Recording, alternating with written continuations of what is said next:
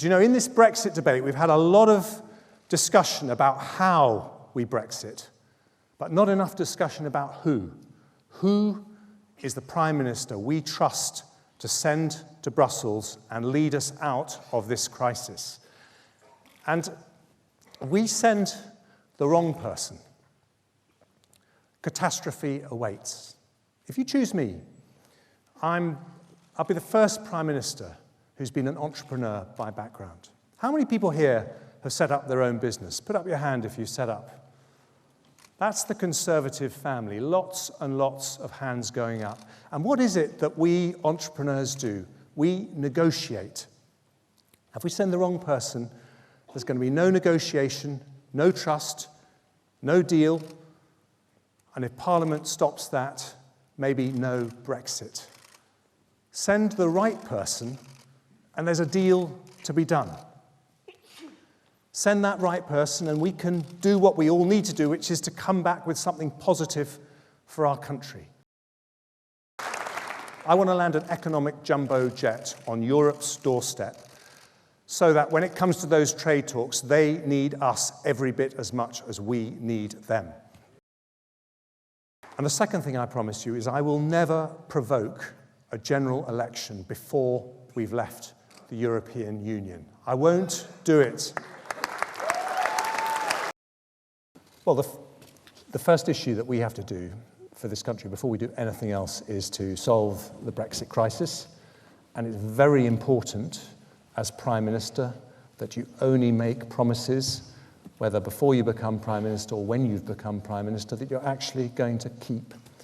And one of the reasons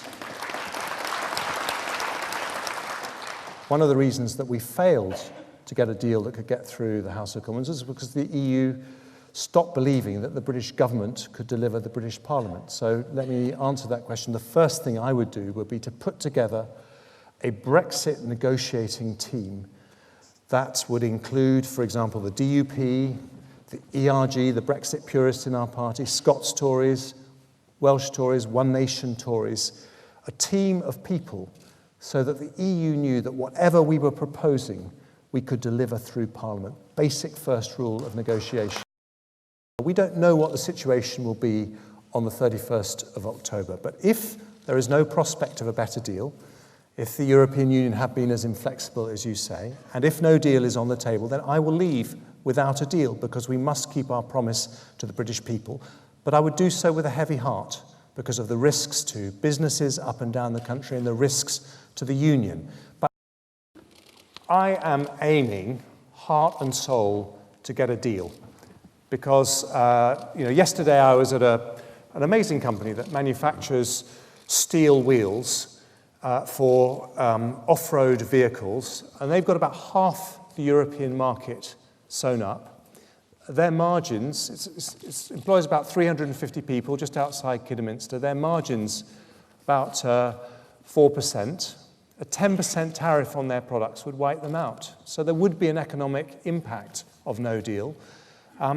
If that was the only way to deliver Brexit, then I'm afraid we have to do that because that's what people have voted for, and we are a democracy first and foremost.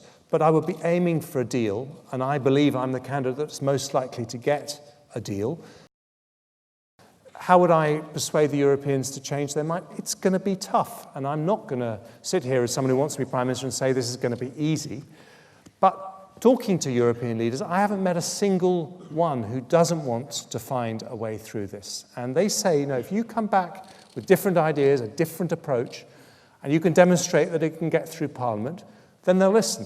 And I think they would listen to a new British Prime Minister, and I think if we get this right, we can get the deal we need. Why would they? That weighing those difficult options up, the political risk of no Brexit is far worse than the economic risk of no deal. And I would take us out of the European Union in that situation. But